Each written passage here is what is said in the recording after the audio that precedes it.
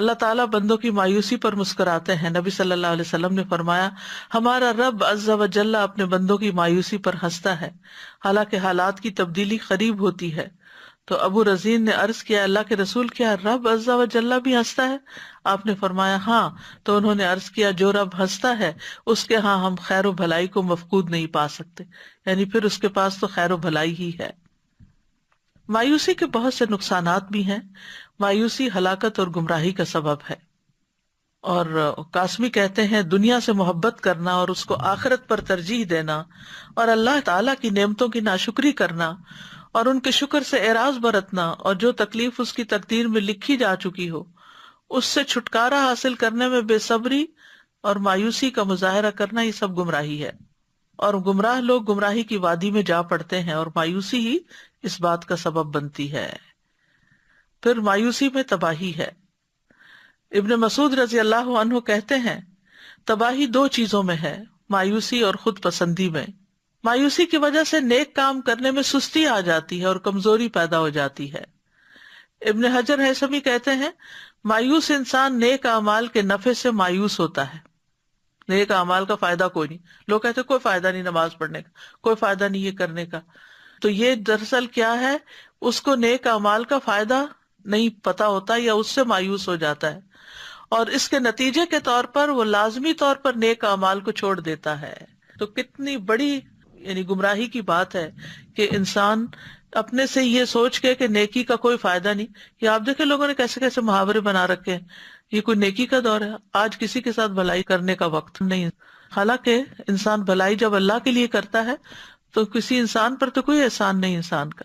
اور ان احسنتم احسنتم لانفسکم، اگر تم کسی پر احسان کرتے ہو تو دراصل وہ اپنے ساتھ کر رہے ہوتے ہو. پھر اسی طرح یہ ہے کہ اگر انسان مثلاً دنیا کی نعمتوں کے لیے کوشش کر رہا ہوتا ہے اور محروم ہو جاتا ہے تو غم اور پریشانی اس پہ چھا جاتی ہے. لہٰذا یہ غم اور پریشانی اس کو اتنا مغلوب کر لیتی ہے کہ اس کے پاس اللہ کا ذکر کرنے، اللہ کو یاد کرنے، اللہ کی طرف رجوع کرنے کا وقت ہی نہیں ہوتا. تو ایسا قابل رحم آدمی ہمیشہ کے لیے پھر ذکر سے بھی مایوس ہو جاتا ہے، یعنی چپ کر کے ہاتھ پہ ہاتھ رکھ کے صرف گھور رہا ہوتا ہے یا پریشانیوں کا شکار ہوتا ہے. نہ اس کے منہ سے کوئی خیر کی بات نکلتی ہے، نہ وہ عملی طور پر کوئی کام کرنے کے قابل ہوتا ہے. پھر یہ بھی ہوتا ہے کہ مایوسی کی وجہ سے انسان گناہوں اور نافرمانیوں میں لگے رہتا ہے. ابو قلابہ کہتے ہیں آدمی ایک گناہ کا ارتکاب کرتا ہے اور کہتا ہے میں مارا گیا تو میری تو کوئی توبہ نہیں. بس ایسا شخص اللہ کی رحمت سے مایوس ہو جاتا ہے اور گناہوں میں بری طرح منہمک ہو جاتا ہے. اس نے کہا جب مرنے کے بعد وہ کیا سوچتا ہے کہ مرنے کے بعد جب سزا ملے گی ہی تو پھر دنیا میں تو عیش کر لو، حالانکہ اللہ تعالیٰ نے اس بات سے منع کیا ہے. پھر ایسے شخص کی دل کی سکینت ختم ہو جاتی ہے اور انسان کو ہمیشہ کے لیے محرومی اور غم اور پریشانی کا احساس ہوتا رہتا ہے، کیونکہ اللہ کی رحمت سے مایوس ہونا جو ہے وہ ترک عمل کی طرف لے جاتا ہے، عمل چھڑواتا ہے، کیونکہ اس کے خیال میں کوئی فائدہ نہیں. اور یہ مصیبتوں میں سے ایک بہت بھاری مصیبت اور کبیرہ گناہوں میں سے ایک بہت بڑا گناہ ہے.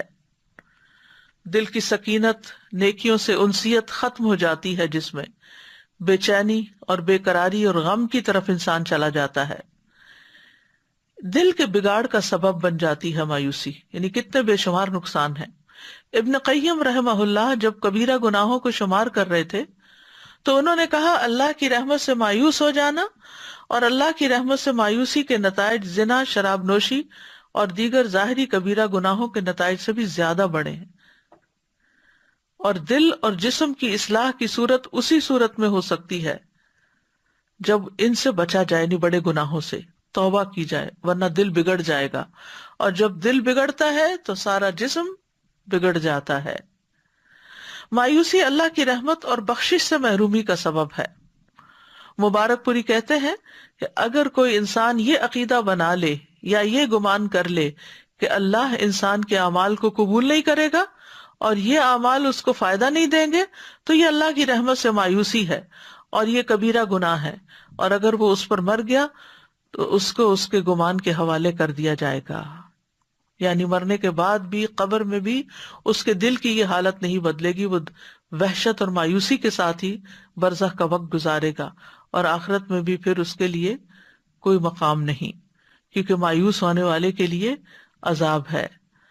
فضالہ بن عبید کہتے ہیں کہ رسول اللہ صلی اللہ علیہ وسلم نے فرمایا 3 آدمیوں کے متعلق کچھ نہ پوچھو کہ انہیں کس قدر عذاب ہوگا۔